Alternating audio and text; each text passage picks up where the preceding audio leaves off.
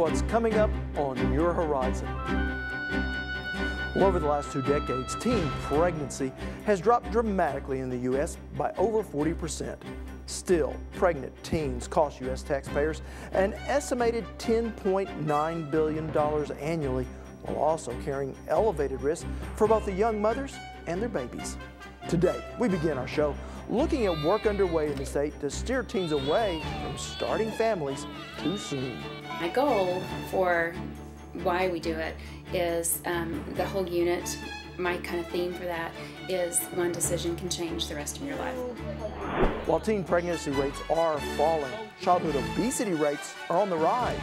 We'll meet a consumer sciences teacher on a mission to teach young people how to eat better. It's so important because they're here to learn. And there are studies that prove the connection between good nutrition and learning. I visit with a public policy analyst who says addressing such childhood issues makes good business sense. Because this is the biggest economic development tool you have, is investing in child well-being. And we'll tell you why these children are having so much fun learning about where their food comes from. Stay with us for Oklahoma Horizon. Oklahoma Horizon is made possible by the Oklahoma Department of Career and Technology Education. Oklahoma's investment in Career Tech provides more than nationally recognized technology education and training. It produces solid financial returns for the state's economic future. Oklahoma Career Tech, elevating our economy. And the Oklahoma Department of Agriculture, Food, and Forestry, helping good people grow good things. And now, from the Career Tech Studios in Stillwater, here's your host, Rob McClendon. Hello everyone, thanks for joining us here on Horizon. Well, parenting at any age can be a challenge, but it can be particularly difficult for adolescent parents. Each year, teen childbearing costs U.S. taxpayers billions of dollars due to lost tax revenue, increased public assistance payments, and greater expenditures for public health care, foster care, and even the criminal justice system. But there is some good news. Teen birth rates in the United States are at historic lows, falling by 44% in the past 2 decades. Still, here in Oklahoma, we rank 5th in the number of teen mothers. Joining me now is Arkila Kellen.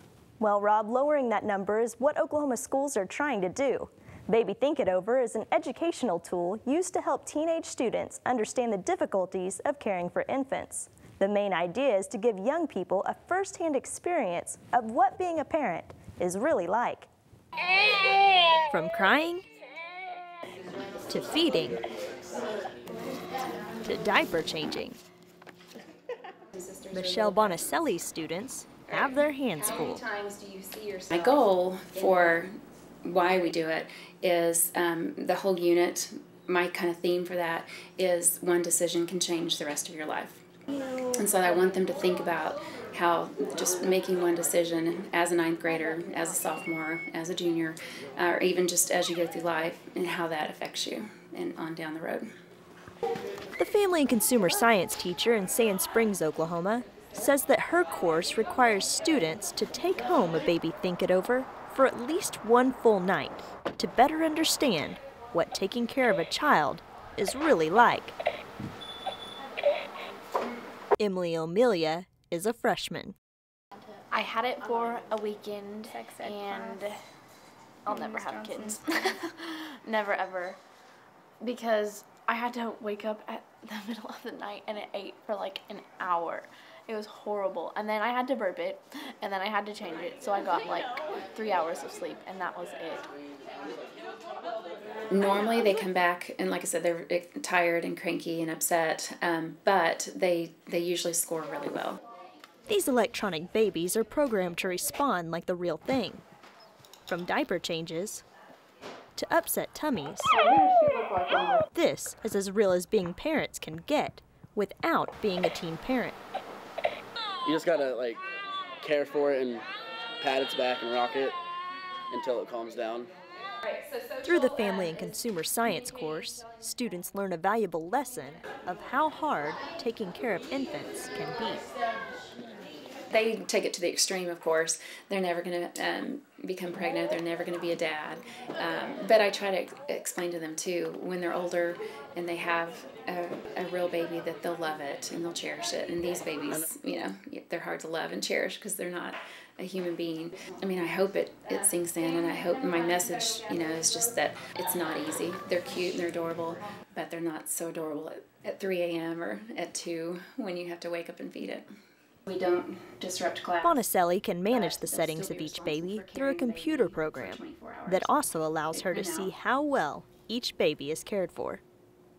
They do good, but they realize they don't want to do it night after night after night. They can score good on a weekend, but that's all they want. If it was dropped or kicked. Not only do I just do the babies, but we talk about refusal skills. We talk about true love versus infatuation, shaken baby syndrome. So there's a whole lot of other things that involve the whole teenage pregnancy and child development unit, but this is just one way that it sinks in.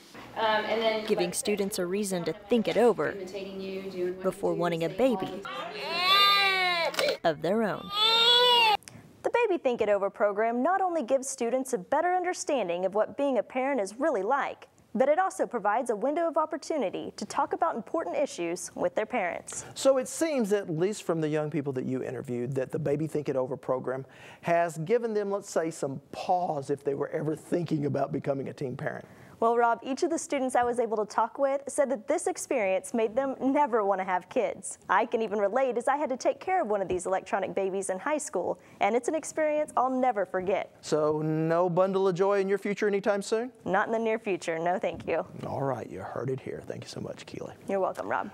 Well, if all the responsibilities of parenthood don't get a teenager's attention, maybe the investment will. It'll cost a middle-income family roughly $234,000 to raise a child from infancy through age 17. Oh, and you want them to go to college? Well, add in another $68,000 for a public school education and $154,000 for a private college.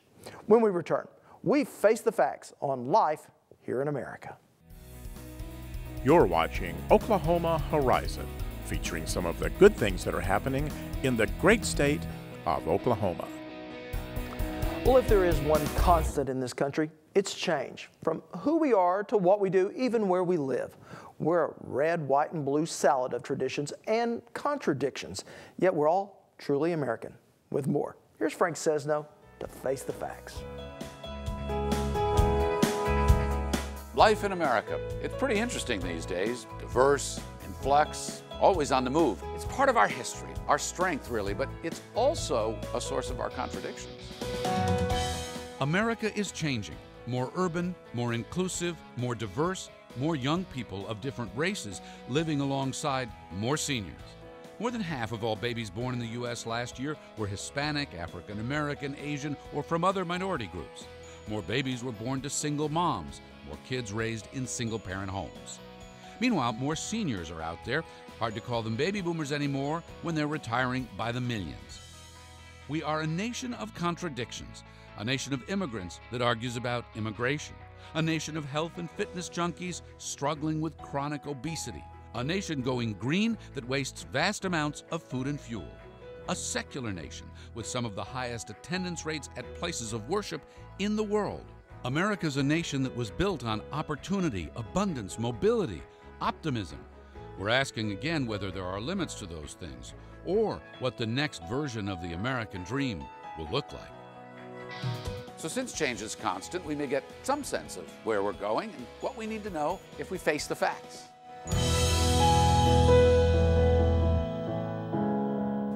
And teen pregnancies and single-parent families, well, they're one of our country's biggest contradictions.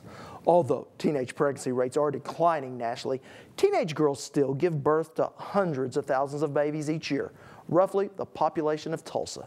And here's what may surprise you. The more conservative a state, the higher its teenage birth rate. In states such as Texas, New Mexico, and here in Oklahoma, 1 out of every 20 teenage girls gives birth. Now, using the most recent census data, Arkansas has the highest birth rate, followed by New Mexico, both at 56 births per 1,000 teenage girls. Now, just to our south in Texas, the number is 53, and here in Oklahoma, the number stands at 51. Now, if you throw in Mississippi, the Sooner State now ranks 5th in the nation for teenage pregnancy. And increasingly, those babies are being born to unwed mothers. The number of babies born out of wedlock has grown steadily since 1980 and now accounts for 41% of all U.S. births.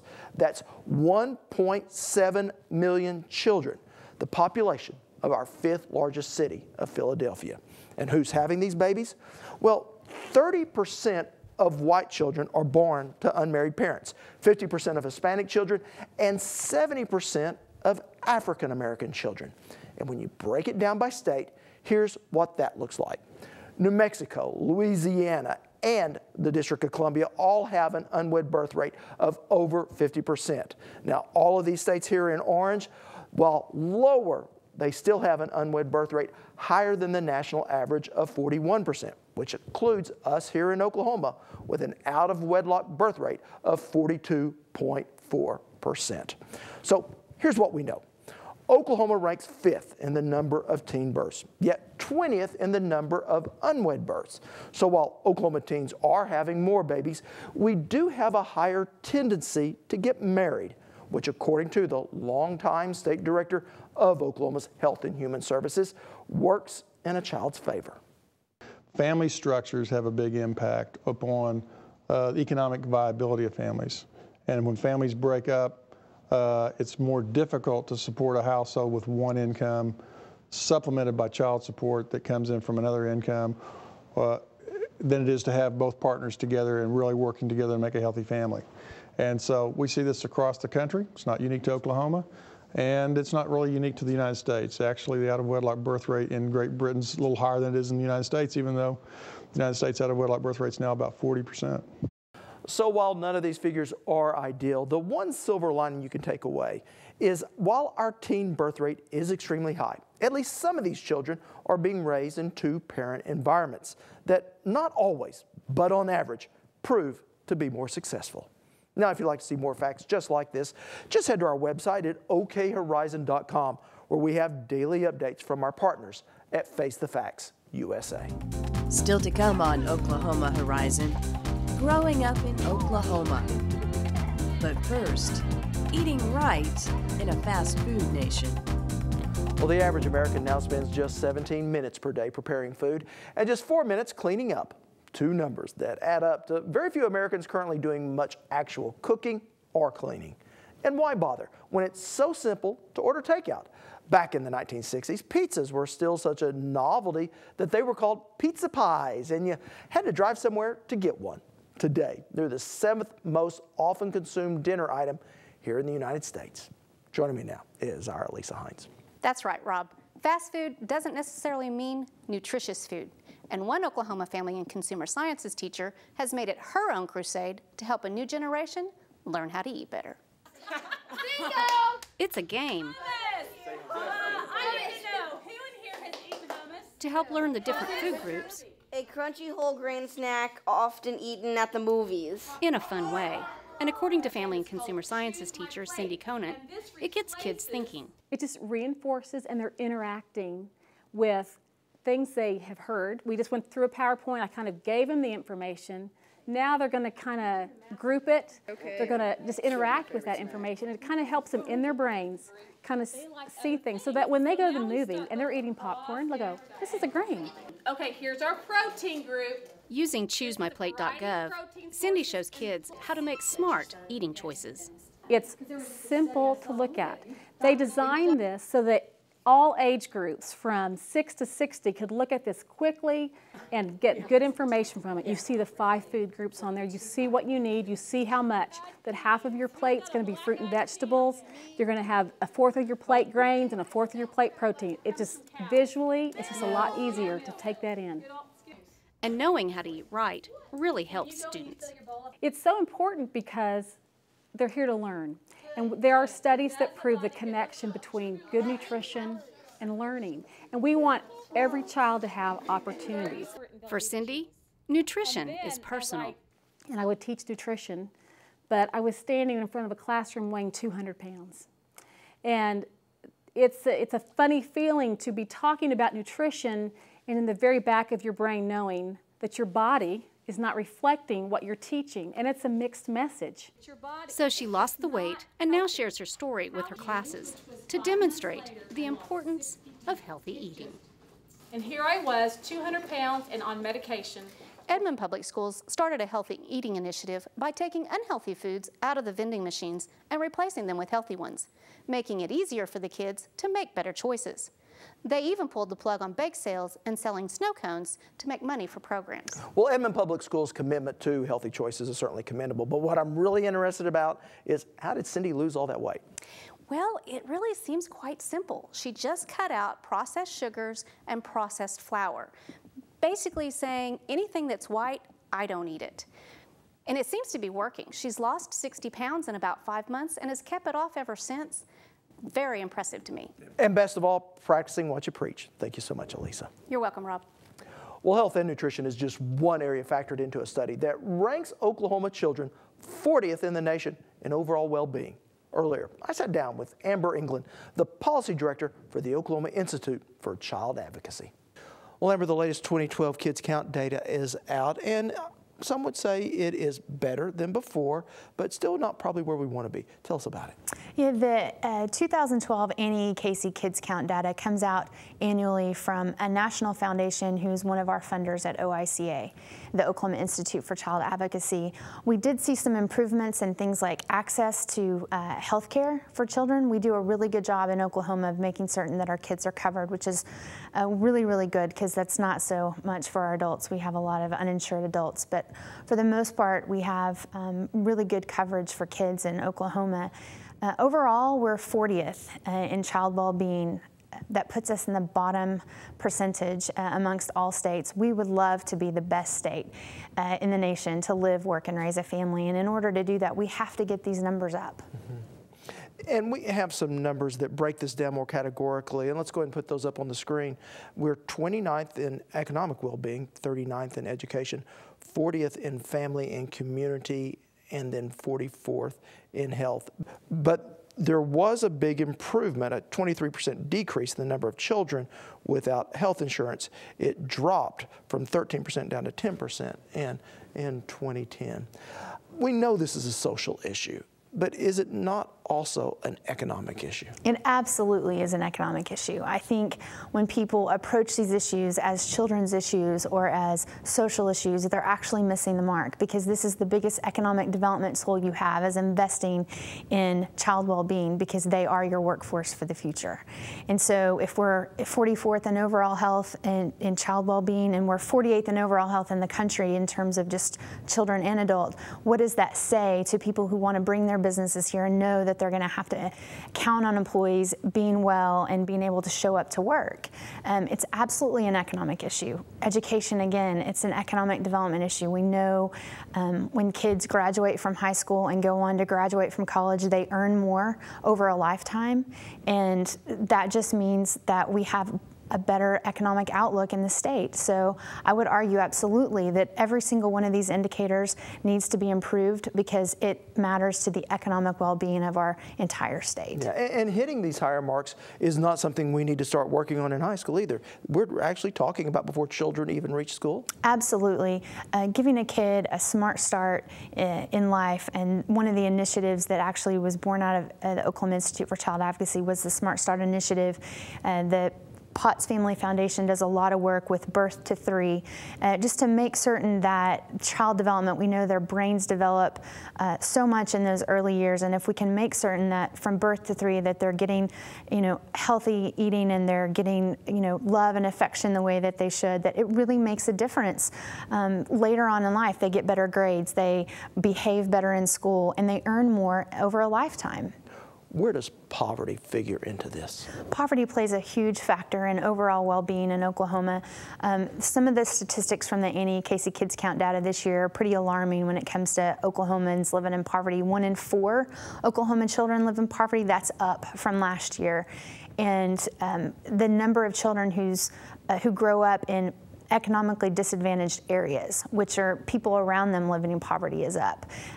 And also parents who lack secure employment is increased in the state of Oklahoma this year. Despite the fact that we've done well in the economic recession, there are still families that struggle to make ends meet. We have to look at what sort of policies that we can support that will help lift these numbers up, but will also help lift these families living in poverty into the middle class. So Amber, we're 44th in the overall health of our children. What can we do to improve that? Well, the Institute for Child Advocacy has a statewide initiative called the Fit Kids Coalition. I'm sure you're familiar with it. It's done some great work in its history. And this year we worked with the American Heart Association to pass a bill that would eliminate liability concerns for schools who kept their lights on and their doors open at nights and on the weekends, for families to come and have a place, a safe place to be active and physically active and just move a little more throughout the day. We know that there are real barriers Oklahomans face when trying to make that choice to be healthy. And one of the things that a community can do is turn to existing facilities that are already there. And what is in every community? A school. I mean, the schools are typically the heart and soul of a community. And so that shared use legislation is paving the way for schools to keep their doors open without being fearful of a lawsuit or costs that might be associated with it, because the legislature passed the bill. The governor was strongly in support of it, mentioned it in their State of the State address, and it's paved the way for us to go out and do some work throughout the state to educate Oklahomans about shared use agreements and how that can happen in their communities. All right, thank you so much. Amber England. Thank you. Want to share something you've seen here today? Well, all of our episodes are streaming on our YouTube channel at Oklahoma Horizon TV. Or you can subscribe to our weekly free podcasts on iTunes. Well, helping children lead healthier lives is just one of the goals of a program that you can now find statewide. With more, here's our Paige Wallace. In today's society, the average American is now at least 3 generations removed from the farm. Ag in the Classroom, a curriculum funded by the Department of Agriculture, gives teachers the opportunity to inform their students about where their food comes from. A little bit of milk, a splash of vanilla, a little bit of cream, and a little bit of sugar. Shake it all up, and what you get is ice cream. Activities like these are why teachers love Ag in the Classroom, where teachers strive to show students the importance of agriculture in their everyday lives. Ag in the Classroom's Audrey Harmon believes this can be an important resource for instructors. I live in a small rural town, and whenever I was a teacher, even the students there did not know where their food comes from. And so I think it's so important to make sure that the kids know where their food and their clothing and their shelter come from. What's it going to turn into? A lima bean. Teacher Kimberly Pearson says she too recognizes the fact that rural children lack knowledge of agriculture. I grew up in an agriculture family. When I first started teaching, I found out that they didn't know anything about agriculture, and I've always tried to bring it into my classroom to show them the different opportunities that they have, the jobs that there are, besides just driving a tractor. A job that starts with teaching the teachers. Ag in the Classroom provides a number of resources and lesson plans for teachers on their website. They love it anytime I bring anything agriculture in. Like we go out and we've ridden a combine before. We've picked the corn, we brought the corn in, we shelled it. Then we ground the corn, and then we made cornbread to show them how it came from the field to the plate. And anything I can bring in, they get very excited about it. Ag in the Classroom provides lessons for students in elementary and middle school. 7th grader Eli Poole says he's learned more about the technology that goes into harvesting crops. Learned that the tractors are a lot better now with the GPS and everything, that a lot of work goes into it to grow the crops and just to get everything squared away for harvest. An important lesson for a generation that associates food more with the supermarket than the farm. How many of you seen a black and white cow before? I think a lot of the parents don't take the time to talk to their kids about where their food comes from. They're in a hurry, they go to the grocery store, they get it, and that's the end of it. And also so many parents are removed from the farm so many generations that some of them don't even know where their food comes from. Something Ag in the Classroom hopes to change with every lesson. Ag in the Classroom encourages teachers to incorporate ag in all aspects of learning, from science and math to English and art. Today, there is an Ag in the Classroom presence in every state. To learn more about using the program in your school, visit agintheclassroom.org. Next time on Oklahoma Horizon, we look at the future of higher education and just some of the economics driving it. One thing we don't have is too many college graduates, but one thing we may have too many of is too many 22-year-old college graduates with no work experience. Job skills and education. Oklahoma Show for the Heartland, Oklahoma Horizon. Well, we are out of time. I'm Rob McClendon. Thanks for watching. See you back here next week. Horizon is made possible by the Oklahoma Department of Career and Technology Education and the Oklahoma Department of Agriculture, Food, and Forestry, helping good people grow good things. Copies of today's show are available on our website, okhorizon.com. Thank you for watching Oklahoma Horizon.